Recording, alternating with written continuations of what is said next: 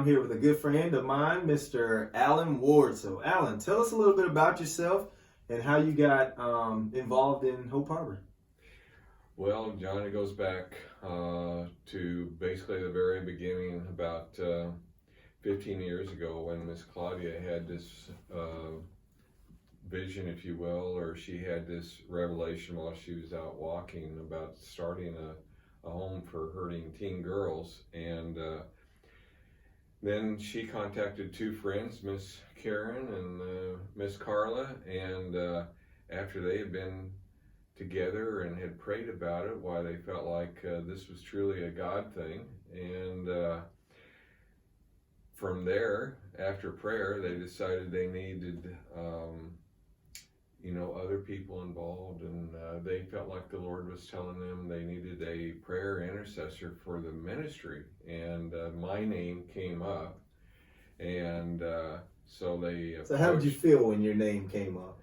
Well, they called me. They had me come, I think it was, and said, "Yeah, the Lord told us. We're sure that we heard your name to be our intercessor for this ministry." And then they explained what was going on, and quite honestly, I thought they'd missed the call. I'm like, I think you need to go back and listen again. I don't think that's. I don't feel that as you speak, I wasn't like feeling that in my heart, but I said, I'll pray about it, I'll think about it. And as I did, I felt like I was supposed to maybe seek this and see, if this, was something that I was being called to do, even though I didn't feel like I was called into that at that time. And so as I prayed about it, I felt like I was supposed to temporarily do this and just see where the Lord led it. And as I allowed that to happen, ironically, it led me into a whole spiritual growth in my life that I never expected, and it's just been amazing ever since, actually, John. So yeah, that's awesome. And actually, spiritual growth is one of the things that we're going to be talking about today. Yes. So, correct me if I'm wrong, but pretty much you are a pilot by day, prayer warrior by night? Something like that, yes. And hopefully don't need to use the prayer while flying, yes. Right. Lord help me. No. Yeah. So, I love talking about spiritual development. Okay. Because I feel like that spiritual development is something that is a huge part of parenting. Okay. If we don't have that spiritual development when parenting is taking place, there's always going to be something that's missing. Correct. Because our kids, they're growing physically, they're growing mentally, yes, but they also need to be growing spiritually. Absolutely. So, as a spiritual director of Hope Harbor, what is something that you have really seen to be effective when it comes to spiritual growth? Could it be techniques or book or? Well, each generation, I think, John, is growing up with new circumstances. We're seeing things today that is even you're not that old, but you're seeing, I'm sure, a much different world out here than when you grew up, and it's like massive difference from when I was younger. And so our children are being, or the children of the world right now, your children or whatever, are growing up facing things that never have. And there's a spiritual battle, for these kids every day. The enemy is after them in so many new ways that when I was a kid, never even heard of or never even would have dreamed of. And so it is really important that they know who they are in Christ, and that there's a Savior that loves them and is there to protect them and guide them in these troubling times. So, and we hear, about prayer warriors and spiritual battles and all these things, but I think that we definitely have some parents and people that are tuning into this YouTube channel that when we say battling spiritual, they might not really understand what that means. So what are some ways that we can battle for our kids in the spiritual realm? Well, first of all is be aware of what possibly is going on with the child. The child is not always going to share really everything that's going on. And I think being in tune with the Lord through prayer, that the Lord can give us some ideas and ways to speak into our child's life that will help prevent them with making a wrong decision of what's going on in their mind, in their soul, that they haven't portrayed outward yet and stuff. And so we can have an advantage of being ahead of the enemy in that way, and just praying for our children, making sure that what is right and what is wrong, and it is going to be very beneficial in the way the child goes. It really is. Right. Yeah. You know, one of the core pieces of spiritual battle that I use with my kids is discernment. Yes. I mean, and as parents, you know, discernment is one of those things that it's like you don't really know exactly what's happening, but you know that there's something that's not right with your kid. There's something that is off. Yeah. And, you know, and we have kids that probably need to be at a Hope Harbor. Yes. But I think sometimes instead of the parents stepping out on that discernment, they're kind of waiting on like a result or reaction or something major, something catastrophic to happen. Yes. And at Hope Harbor, we're in a great space for that, because the kids that we have aren't bad kids. No, they are not. You know, they're just kids that need some help and they need some direction, and they're making, you know, from the parents that have been so courageous over the years, they've used that discernment to say, okay, my kid is not making those major decisions, those major bad decisions yet, but I'm discerning that they're heading that way. Yes. And so discernment's one of those for me. Yeah, absolutely, John. And the biggest, and you touched on a lot of things there, and the kids that we see are absolutely amazing kids, and what happens frequently is they get with the wrong group of kids. True. That are not being led by maybe parents, and they're just have been left out on their own, and they're making bad decisions, and then it looks like fun on the forefront, but behind the scenes it turns into trouble. And so I've seen with the kids that we have gotten in over the years that parents, you know, have inquired about, should my child come to one of your facilities, and then they decide to wait, and maybe a year and a half later we'll hear back, and things have gotten horribly worse. Right. And so then it's just that much harder to get the child back on track. So I think discernment is huge, John, with, like you said, the first clues that something is going on is to maybe that's when you need to take some steps. Right. You know, there's three verbs that I like to use sometimes when I'm talking to the parents, and so I want to share these with you guys. So make sure that you got a pen or a pencil or something, and you're writing this down, because I really feel like it helps. Okay. But you know, before you cross the road as a kid, what did your teacher or your mom or your dad always tell you to do? Absolutely. To stop, look, and listen. Yeah.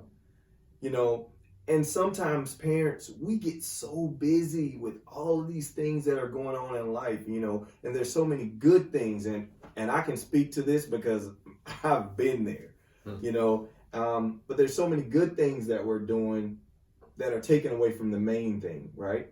Okay. You know, our family is number one. So we have to stop long enough, let the busyness die down. They don't need to be playing 15 different sports and going from sport to sport and 2 or 3 sports at the same time, and show choir and orchestra and band and all that stuff. Yes. I mean, you know, sometimes we just have to stop. You know, I remember a time when, you know, I was busy and I was working for another ministry at the time, and, you know, we were just putting in crazy hours, and I'm on my computer, I'm going, and my son Princeton was like 2 or 3 years old at the time, and he's talking to me, and he's talking to me, and I'm typing. I'm like, yeah, buddy. And he's like, hey, Dad. And he grabs my face and he says, listen with your eyes. Mm. And he grabs my face and he pulls me in, and he's like, stop. Stop. Yeah. Just stop for a moment. Yeah. And brings me to my next point. Look, we got to open our eyes as parents. Mm-hmm. Sometimes it's easy to put a blind eye toward like what your kids are doing. But if we stop long enough and look, you'll be able to look and see that there's something that's not right. Mm-hmm. Okay, my kid went from hanging with these type of students to hanging with these type of students. Mm-hmm. It's an easy observation, right? Yeah. My kid went from wanting to go to youth group all the time to now they don't even want to go at all. Correct, yeah. My kid went from making really good grades to making horrible grades. Exactly. So if we just stop long enough, open our eyes to look, we can see some of those things that are happening. Yes. And my last one is, listen. You have to listen to the Holy Spirit. Mm-hmm. Absolutely. Because the Holy Spirit is confirming things on the inside of us. There's things that we could be thinking in our head like, well, man, should I swing back home on my lunch break today? Yeah. And nah, I'm tripping. I don't got time for that. Yes. But then you follow that urge and you swing back home. It's like, oh man, my son is home from school. And maybe he's smoking weed at home. Yeah, it could be. Any of those things, but we have to listen to the Holy Spirit. When we do those three things, stop, look, and listen, I think that it puts us in a position to be a more effective parent. Absolutely, John. It's very true. And one thing that I do as well is listen to what they're not saying. That's so good. And that's usually like a combination of all of them. Yes, exactly. And so they will not give you the full pieces of a detail a lot of times. And so it's those pieces is where the hurt's going on inside or the misconception. So, yeah. Yeah, and even, like you said, stopping long enough to really be observant. Yes. Because you hit the nail on the head, when I'm talking with people or I'm counseling somebody, or I'm coaching or whatever, I'm not listening for what's being said. I'm listening for what's not being said. Yes. And looking at things like their body language. Exactly. Dude, body language tells the story. Yes. Men lie, women lie, but body language doesn't. Can their eyes stay focused on you? Right. Are their eyes always moving away when they're answering a question? That usually is a sign that not everything is being told, maybe honestly. And so, the Bible says that, that the eyes are the window. Yes. To the soul. Yes. And sometimes you can kind of look at your kid and those eyes start welling up with tears a little bit, and you don't even have to say anything. Talk to them. Yes. Like and that's that parent's intuition. If they're upset or bothered or something like that. Yeah. And so, as we continue to move forward with the podcast and with the YouTube channel, we're going to have Mr. Alan on a lot more because he has such a wealth of knowledge when it comes to the spiritual development piece. And as a parent, it's hard for us to force our kids to go to youth group, to force our kids to go to church, to force our kids to give their life to Christ and be involved. Amen. If we aren't doing those things. Amen. Yeah. And so if you're watching this, I just want you just to take a moment and just stop. And if you don't have a relationship with Jesus Christ, I want you just to stop for a moment and just say, God, I need to make some things right with you. Mm-hmm. Because when you start making things right, then you'll start to see that same reflection in your kids because they mirror so many things that we do. They mirror the good things we do, but they also mirror the bad things that we do. Exactly, yes. And that's not any condemnation toward anybody, but it's just today, we're talking about spiritual development and how key it is. And, and the last tool I want to talk about today that you're going to need every step of the way. I don't care if your kid turns 50 and still living in your basement. Prayer. Oh, that is everything. You gotta have it. Yes. So let's just say, all right, hypothetically. Oh, okay, hypothetically. All right. So let's just say I'm a brand new parent. Yeah. I don't know anything about spiritual development or anything about God or anything like that. Mm-hmm. What is prayer? What is it? Well, I think I'm going to start with where you said, you're a brand new parent. And unfortunately, we didn't get a handbook on how to raise a child from birth to wherever. It's all by the intuition that God has given us to be parents at that time. And it's also that same way is that God also created us to have a relationship with Him, John. And that relationship is first by just what you just said, is accepting the Lord Jesus Christ, your Lord and Savior. And from there we read His book. He gave us a book on life, not about raising a child. It's all in there, but a book of life. And it gives us so much wealth of information on how to be relational with Him, with others, with our children, and what that looks like. And through prayer, through talking to Him, through listening. Listening is key after talking, because we don't know if I'm talking to you and I'm just doing all the talking. Right. I don't hear your view or opinion on something, so I'm just the one doing all the yakking. So you're saying that the one-way prayers where I said, all right, Jesus, I need you to do this for me, and I'm already running out the door. Exactly. And he hasn't even answered yet. Exactly. Yeah. So, prayer is about listening. It's about speaking to Him, and so without prayer, we are on our own. We're just doing this thing on our own. We're just, we're out the door, like you said. And so it's a thing that we got to learn to be patient with. We got to make that effort to take that time and just spend that alone time with Him. Right. And we have such busy lives that it's so hard for people to make that time, and they're just like, I'll make it up tonight when I get home. Well, they get home and you're tired, and kids need to eat, and all the other activities. And so it's really important that we set aside, if it's even just 15 minutes a day, to just spend that connection time with the Lord. It's so important. And as a parent, just start somewhere. You would be amazed how important it is to your kid just to stop in the morning and just say, hey, can I pray for you? Yes. Or, hey, let me say a prayer for you before you go out the door. Yeah. And it can be a simple prayer. God, please help my kid to know your love and to make good decisions today. Yes. Amen. Amen. That simple.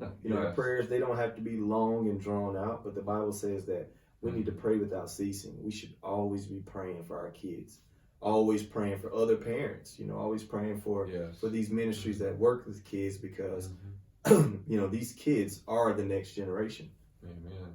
Yeah.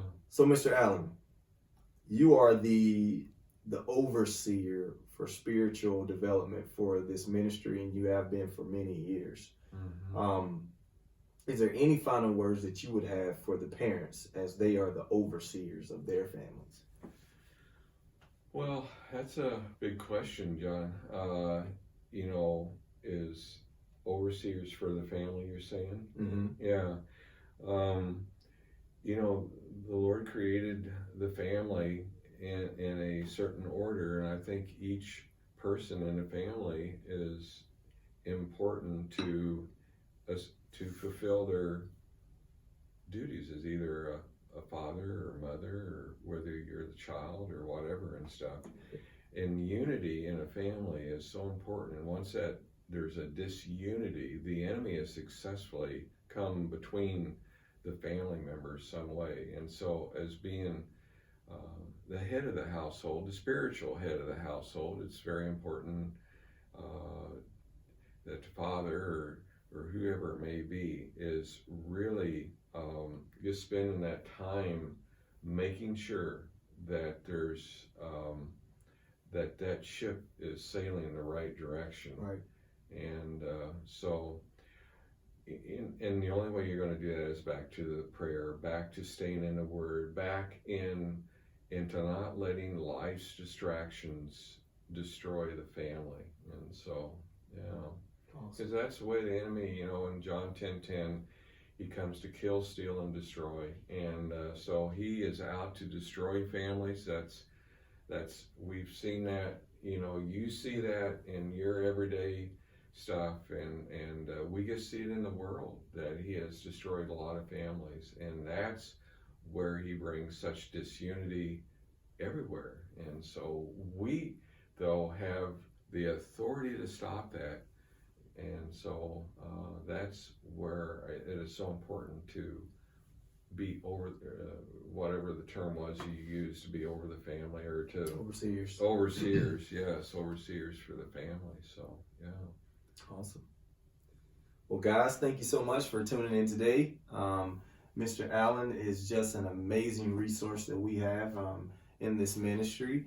And, if you have a kid that really needs some help, or you maybe think that your kid needs some help, please contact us. Let us know. And we would love to sit down and have a conversation with you and your family, and figure out some ways that we can help you. Even if it's not bringing your kid to place them here, we want to help you find whatever it is that you're looking for to help restore the relationships in your family. Remember, like, subscribe, and comment. We want to hear from you guys. We want to hear, what the Lord is speaking to you, or maybe what the Lord's not speaking to you, but we want to hear from you. And we would love to connect with you the next time on Harvard. Have a good one.